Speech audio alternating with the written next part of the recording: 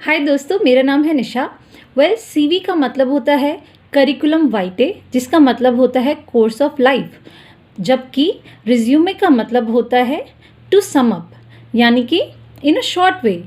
तो दोस्तों, इससे ही हमें पता चलता है कि सीवी बहुत ही लेंदी होता है। इसकी लेंथ 2 से 12 पेजेस तक होती है, जबकि रिज्यूमे की लेंथ मैक्सिमम 1 से 1.5 पेज होनी चाहिए।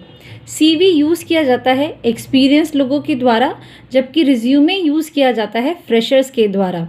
सीवी यूज़ किया जाता है एकेडमिक जॉब्स के लिए या रिसर्च जॉब के लिए, जबकि रिज्यूमे इस्तेमाल किया जाता है नॉन एकेडमिक जॉब्स के लिए।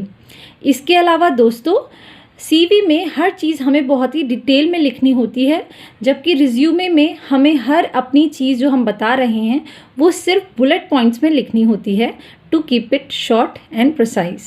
Hey guys, please subscribe my channel and do not forget to press the bell icon to get the notification each time I upload a new video. Thank you.